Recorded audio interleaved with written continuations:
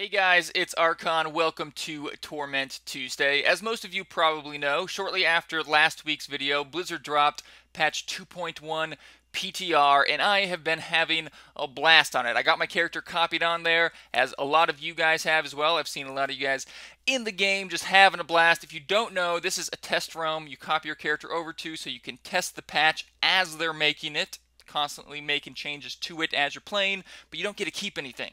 So if you care about your character progression right now, just play on normal. This is for those of us that want to see the changes, and I've been having a blast. The new legendaries look great. A lot of legendaries that were horrible are great now. Some of them that were already best in slot are now way too good, like Stone of Jordan, so I think they're going to have to make some changes there, but overall I'm really liking the changes. It feels like we're getting Reaper of Souls all over again. I think really the features we're getting here are comparable to the features we got in Reaper of Souls. It's really like they spread this expansion out. I think they just wanted most of this in the expansion when it released and just ran out of time. Maybe overestimated how much they could get done by that March date. But I'm glad that we're getting it now, and it's really exciting. I've been working on my Magic Missile build, trying to get that magic missile damage up. I don't have depth diggers yet, even though I'm spending all my blood shards on pants. I think I've gotten like 2 of every other legendary pair of pants. Still can't get depth diggers. If you don't know, the new depth diggers increase your primary skill damage by up to 100%. So for my magic missile build, that's really good. And actually, some people are complaining that with mirror ball and depth diggers, magic missile is just way too good. And I might agree with them, but we'll see once I get my depth diggers. But I thought I'd give you guys my feedback from the PTR so far, and then go through the myriad of feedback that is on the forums right now. People are saying a lot. There's a lot of cool stuff out there, and I'm going to share it with you guys. And there'll be links below in the description if you guys want to look any of that up. So, of course, the first thing I wanted to check out when I hopped into the PTR is greater rifts. If you guys haven't heard about these, when you do normal rifts, you can get keys to do tiered rifts, and you try to get as far as you can in these tiers of rift. They get progressively harder and harder, and it's a really cool system. I couldn't wait to get in there. It shows on your chat log all your friends and the highest tier they're getting to and when they break their records, and so you get like all pumped. You're like, oh, I want to see how far I can go. And I have some feedback. I really enjoyed the greater rifts, but first of all, I can't tell what the drop chance is yet, but it seems like it's really high on the higher torments. I did about a dozen rifts without getting one of these greater rift key fragments.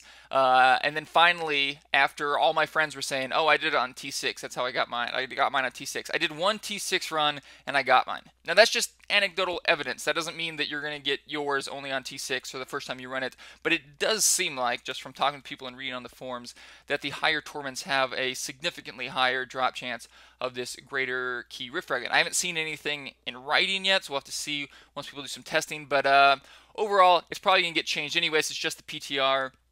A lot of people are saying that the drop rate's too low, but I'm actually happy with it right now. I think if you keep the drop rate low, you can keep the drop chance of legendaries in the tiered rifts very high. Because if you're doing tier rifts all the time, then you can't make the loot all that awesome. But if the tiered rifts are a rare thing to do, then the loot can be pretty awesome. And in my experience, the loot is really awesome. Although people on the forums are disagreeing, maybe I got lucky because each Rift Guardian I killed inside of the tiered rifts gave 1 or 2 legendaries. I think I did like 4 rifts and got 6 legendaries. But I probably got lucky reading from the forums. But either way, it seems like the drop chance for legendaries is higher than doing normal rifts. You're not going to get as much blues and yellows, but by the time you're doing greater rifts, you probably don't care about that anyway. The issue that I see here is it looks like the drop chance for legendaries is the same on every Rift Guardian inside of tiered rifts. And right now, if you complete a rift very quickly, you get to skip a lot of rifts. But that kind of works against you, because you might want to do those rifts and get the loot. So it seems advantageous, and I haven't tested this yet, but I think I will, to not clear the rift as fast as you can. But rather to get to the end of the rift, let time almost expire, then kill it, because then you don't skip a bunch of rifts. You can do them all. Because of course, once you don't complete a rift, you're done. Your greater rift fragment's gone. You got to farm Nephilim rifts till you get another one. And so I think people might be able to take advantage of this, but I haven't read anything on it yet. So you guys let me know if you have any insight into that as well. The other problem I have with the greater rifts right now, I think it's just too much randomness. I mean, I'm glad they put in more randomness than they originally intended, but right now there's just this really frustrating feeling when you complete a greater rift and you skip like 3 or 4 rifts because you did so good, and you're like, cool, I'll knock this next one out, and then the mob density is just horrible, or the layout of the rift is like Pandemonium Fortress, and you can't make progress nearly as fast because you just got bad luck. And that happened to me, and I feel like I got shorted what I could have done in the tiered rifts, and a lot of people on the forums are agreeing there's just too much luck in the tiered rifts. I don't know where that magic balance is, where it's just the right amount of randomness, but at the very least, I think it needs to be more static as far as mob density goes. That's the biggest factor, I think. And one other small thing I noticed was I went into a tiered rift almost broken with my character yellow, which I shouldn't have done. I should have repaired, but it was very frustrating when I died in the tiered rift and then I was broken and I teleport out, repair, come back. I still finished the rift, but it felt like I wasn't going to, and it just seems like that's the wrong way to punish people for forgetting to repair. Of course, it's always a time sink if you forget to repair and have to go back to town, but to also say maybe you're going to fail this greater rift because you didn't repair before, it doesn't seem to really line up with the idea of greater rift. So I hope that they come up with some solution where, broken gear doesn't matter if it broke inside the greater rift. Maybe you just don't lose durability when you die inside the greater rift, since you're already getting quite a penalty for dying. But yeah, I'd like to see a change there. There's a lot of other feedback that I have, but it's kind of wrapped up in the miscellaneous feedback on the forum, so let's get right into that. Actually, the first thing we have is from Diablo fans, and this is a list of changes that they have found, and forum members have found, to Diablo in patch 2.1 that was not announced. So for example, gold drops are now shown. If you haven't seen this yet, it's really cool. When you pick up like 10 piles of gold, it'll add it all up and show how much gold you picked up in the bottom right corner. This is nice just for being able to keep track of like about how much gold am I getting per pack, when am I getting more than others, but also if you have items that are affected by the amount of gold you get, now you know exactly how much armor you got or experience or whatever it is. Nice little feature. And there's I'm not going to read through all of these, but there's a link below to everything I show on here. But there was a few other ones. If you guys have seen those red Nephilim globes on the higher rifts, they fill your completion bar. So I guess that's kind of cool. It adds a little bit more randomness to it. I don't know how I feel about it, but yeah, you'll see they're like Nephilim globes, but they're red. I wasn't sure what they're doing. They're filling your completion bar. Some of these are small. Screen shake was changed from some skills to other skills. Yeah, I read through these. There's some interesting ones worth reading if you're interested in 2.1, but of course a lot of this is going to change. Changes to items that they show on here. A lot of these legendaries now have 5 primaries. Typically legendaries that had multiple set affixes. I think they're adding another primary slot too. I have no idea why they did it to Stony Jordan. Everyone knows SOJ is best in slot, and now it's just ridiculous. But a lot of these really needed a 5th primary. I got some pants that I cannot remember the name of, so I was looking them on this list right now so I could tell you guys about them that roll 5. The ones that give you movement speed. I wish they are Hammer Jammers. I don't see them on here, but they seem to roll an extra primary as well when I got them. But yeah, cool list there. Moving on, there was a blue post here. People were asking about seasons. Turns out no seasons in PTR yet. They'll come soon. This is, of course, ladders for anyone who doesn't know. Can't play them yet, but I don't know why you'd want to in PTR. I mean, I guess if you want to just have some fun competition, but PTR is mostly for like testing new things, and you might get wiped any day. So I don't think I'm going to play seasons until after the PTR when the patch actually comes out. Here's a cool post on legendary gems, also from Diablo fans, and they just list out all the gems, which, by the way, have 1 primary and 1 secondary affix. Now, if you haven't seen one of these gems in the game yet, it's because they're not in the game yet, so don't worry. This should be in PTR soon, although we don't know when. But basically, you get these for running greater rifts, and once you get to level 23 or 25, depending on who on the forum you're talking to, you unlock a new crafter, and that crafter, that artisan, can upgrade your gems for you. So the primary stat goes up, if I remember correctly, and the secondary stat is no, I'm sorry, I got that mixed up. So these primary stats are static. The secondary stat is what increases. So for example, gain 30% damage for 20 seconds after killing an elite pack will stay there, but increased damage against elites, this 20% can be upgraded.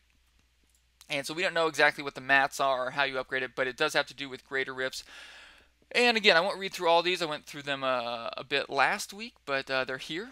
Just a lot of them. They're really interesting. And if you want to start like trying to pick out which one you want and how it's going to work with your build, there's a link to this in the description as well. And right below that, there's someone complaining that there's not clickables inside of greater rifts. There's no chests to open, which makes sense. They don't want you to have to get slowed down by opening chests, but that does suck for people who are using items such as Harrington Waistguard, which might benefit from actual chests. And Ramalandi's gift. There's so much stuff. I'm going to try to get this through as quick as possible. This is a new item announced in 2.1 that, according to the patch notes, adds the maximum number of sockets to an unsocketed item. And they came out and said, no, that's the tooltip's wrong and the patch notes were wrong. That's not what it does. It adds one socket to a weapon that didn't have a socket. And so that's a weird change. I don't know how you accidentally type max number of sockets if it was only the weapon. So I'm guessing they originally were going to do that, and now it's only weapons. But they clarified a bunch of stuff. Basically, it does add another affix to the weapon.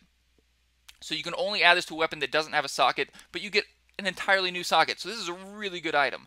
Basically, if you have a weapon already with a socket, just unenchant that socket to something else you want, primary stat, increased damage, and then add the socket on there. Once you add the socket on there, you can't enchant it to something else. So you can't get into this loop where you're just socketing, re-enchanting, socketing. You're just going to be able to add one affix with this. There's no way to game the system, and if there is an exploit, it'll be fixed, of course. People were also complaining about the Firebird set for the Wizard, which of course sucked, and then they made it better, and now it sucks still. And so people were saying that, and they were like, okay, we're looking at Firebirds. We'll probably change that. So that's good. I found 2 Firebirds on the PTR already, so it'd be cool to see them get a little bit better if they did it retroactively. Moving into some blue posts from the forums, someone was asking about Uber keys, because of course we found out that the new Hellfire amulet, which will give you one random passive for your class, requires the same mats as the Hellfire ring. And so someone asked, can I just farm that stuff now and then make it once 2.1 come out? And Alira was like, yeah, farm that stuff now. So if you guys aren't playing 2.1, you might consider farming the mats for the Hellfire amulet, which of course are from the Uber bosses. If you don't know how to do those, Google it. It's all over. Yeah, that's pretty cool. Hellfire amulet should be good and actually worth farming, hopefully, unlike the Hellfire ring. The next post was about how do you get into greater rifts, and this person was pretty much just complaining, I've done 25 rifts, I still haven't gotten a rift key fragment, what's going on, do I have to do T6? And Grimiku was like, no, you just got unlucky. Keep going. But this also led me to believe that I'm not the only one that was having trouble getting rift fragments for greater rifts on the lower torments. It seems like it's worth it if you can get up to T6 to just farm them there.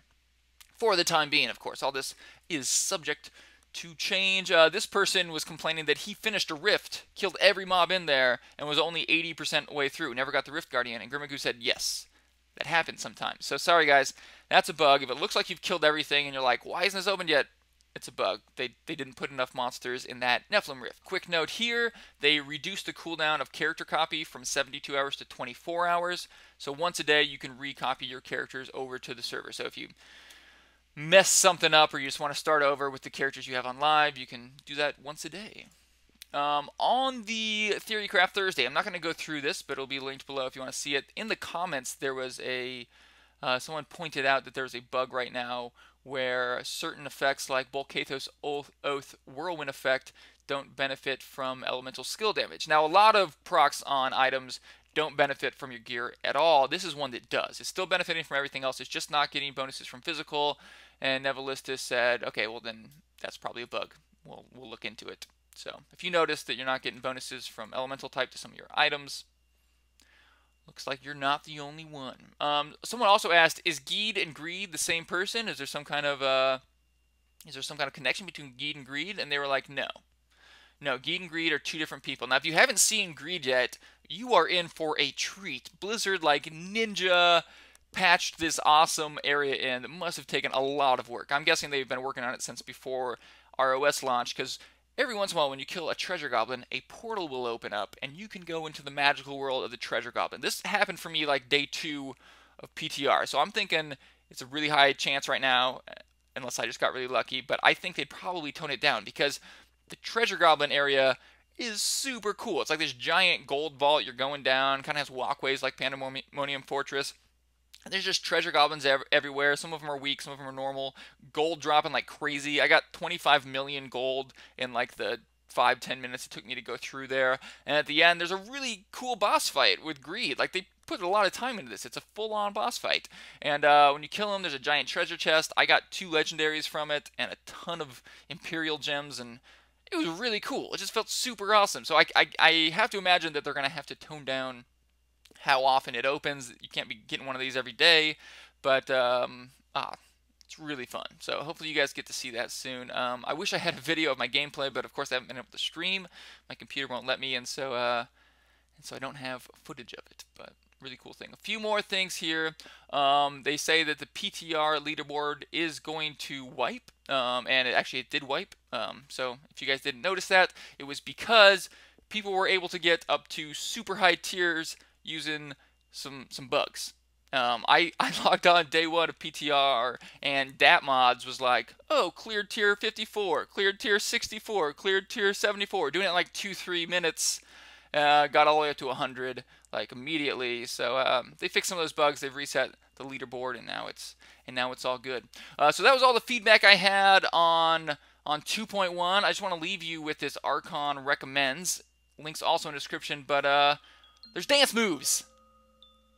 Dance moves in D3 on 2.1 /dancing. And if you don't feel like going and seeing it, game by number, put together this video of all the dance moves. They're not quite as intricate as WoW, but as you can see, both from the dislike ratio on this video and the comments on this video, people are not happy about, here's a good example, about these dance moves. Why would you put dance moves in the game, Blizzard? Why would you put dance moves instead of making an entire PvP system? I'm pretty sure those two are comparable. What is your problem, Blizzard? Honestly, who knows how long it takes them to put in dance moves, but people like dance moves. Let's just be honest there. So I don't think they did this in replace of some other really awesome system, but nonetheless, players are mad, and feel free to read those comments. So I would love to hear your guys' opinions as well about patch 2.1 PTR. If you've been playing on it, let me know what you think. What did I miss? What did I leave out? What opinions do you have that are different from me? What awesome items have you found? Anything. Leave them in the comments. I'm going to read them. And tomorrow's West March workshop, and I can talk about some of your feedback there as well. So thank you guys for watching this video. If you enjoyed it, please hit that subscribe button, and I'll have another one for you soon.